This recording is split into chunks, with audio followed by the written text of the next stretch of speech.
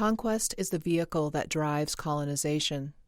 It has been the modus operandi for 17 centuries.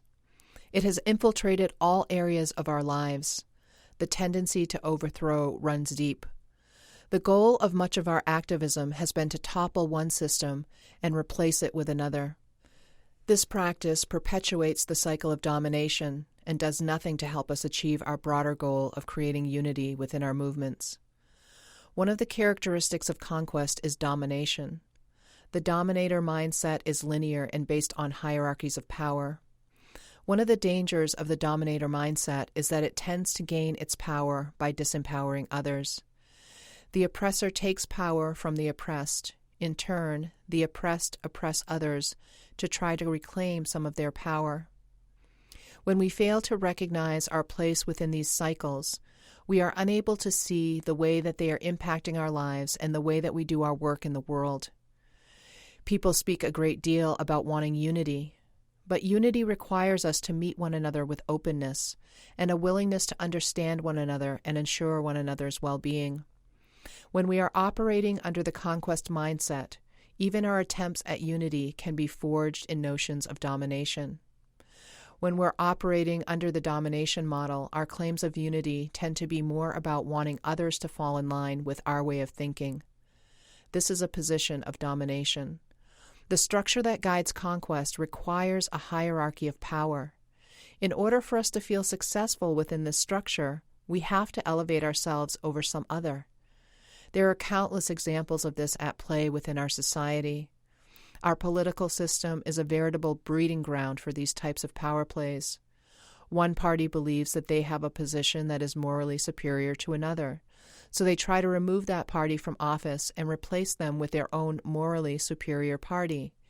Of course, this does nothing to further democracy. It simply reinforces the domination model. Rather than evolving toward a meaningful balance and trying to find common ground, our political parties have become more entrenched and more intent on defeating one another, despite what this battle does to the country or its citizens. This ongoing battle within our government feeds the division within our society, which makes people less likely to focus on the real issues at stake by keeping them focused only on ensuring that their side wins. This allows the domination model to thrive and helps the patriarchy maintain its hold on the people. There is no way to balance the domination model. It is designed to breed imbalance, inequity, and injustice. One of the ways that this imbalance is achieved is by manipulating the flow of information. The flow of information within dominator societies is controlled by those who hold power. They determine what will be heard, who will hear it, and when. When information travels up through the various lines of authority, those at the top are able to gather all of the information and see the larger picture. Then they are able to use that information to direct the movement of those beneath them. When they send information back down the line, the people receiving that information are given only enough to maintain the status quo and to maintain their respective position within the dominant hierarchy. Today, media manipulation plays a substantial role in the maintenance of patriarchal power.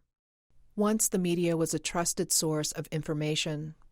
Aside from a few government propagandists and shameless promoters, those reporting the news were generally trusted and largely reliable. Sadly, the days of trusted journalism are long gone. Now every bit of information released is met with a heavy dose of skepticism.